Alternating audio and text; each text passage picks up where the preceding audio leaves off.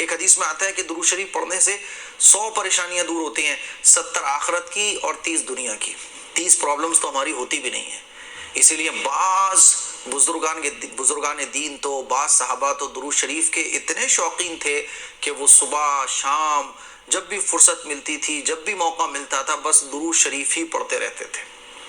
اسی لیے لکھا ہے کتابوں میں صحابہ کرام کا عمل، بزرگان دین کا عمل، کہ کم سے کم 1000 مرتبہ درود شریف روزانہ پڑھنے کی عادت ہم لوگ بنائیں.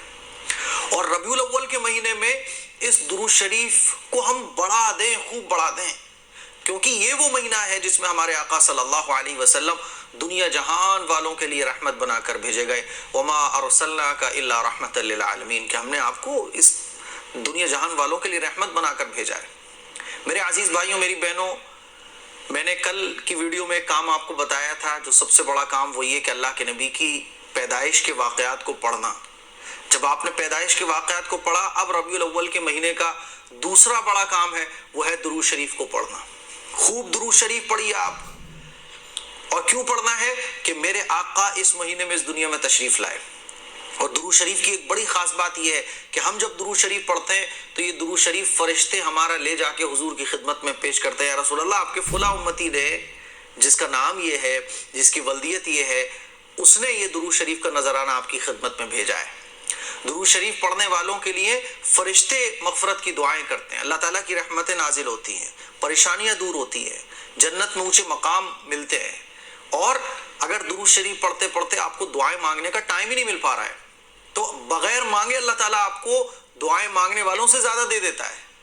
اس لیے بعض صحابہ اکرام کا عمل ہی صبح سے شام تک درود شریف پڑھنے کا تھا. اور ربیع الاول کے مہینے میں تو 1 لاکھ، 1.25 لاکھ درود شریف پورے مہینے میں بزرگان دین کے پڑھنے کا معمول رہا ہے.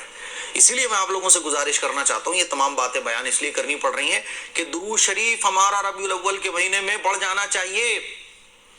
صبح شام اٹھتے بیٹھتے چلتے پھرتے، خواتین کھانا بناتے ہوئے، گھر کے کام کرتے ہوئے، مرد حضرات جاب کرتے ہوئے، بزنس کرتے ہوئے، دکان پر بیٹھے ہوئے، جب آپ کسٹمر فری ہو گئے، آپ کی زبان فری ہے، آپ بالکل فری بیٹھے، درود شریف پڑھیے. اور اگر آپ کا ہاتھوں کا کام ہے، منہ کا کام نہیں ہے، تو درود شریف پڑھتے پڑھتے کام کیجیے.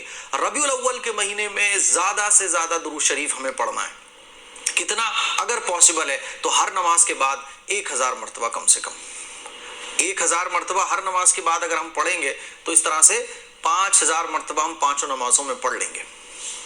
اور ہمارا پورا مہینہ گزرتے گزرتے کبھی ناغہ ہو گئی تو 1.25 لاکھ درود شریف انشاءاللہ ہمارا مکمل ہو جائے گا. اور 1.25 لاکھ درود شریف پڑھنے کی بڑی فضیلتیں الگ ہیں، اس کو بیان کرنے کا موقع نہیں ہے ابھی.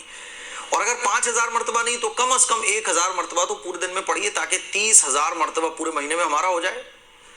تو 1 لاکھ 1.25 لاکھ کرنے کی کوشش کیجیے. اب درود شریف کون سا پڑھیں؟ تو کچھ درود شریف ہیں جو میں آپ کو بتانے جا رہا ہوں. یہ درود شریف ایسے ہیں جو پڑھنے میں آسان ہیں، چھوٹے ہیں، شارٹ ہیں. اور بعض درود شریف ایسے بھی ہیں جس کے اندر درود شریف بھی ہے اور سلام بھی ہے. تو دیکھیے، کچھ درود شریف ہیں، ان میں سے آپ کو جو اچھا لگے. کبھی کبھی ایک ہی درود شریف پڑھتے پڑھتے طبیعت میں اکتاہٹ آ جاتی ہے، تو کوئی بات نہیں، آپ اس کو چینج کر سکتے ہیں.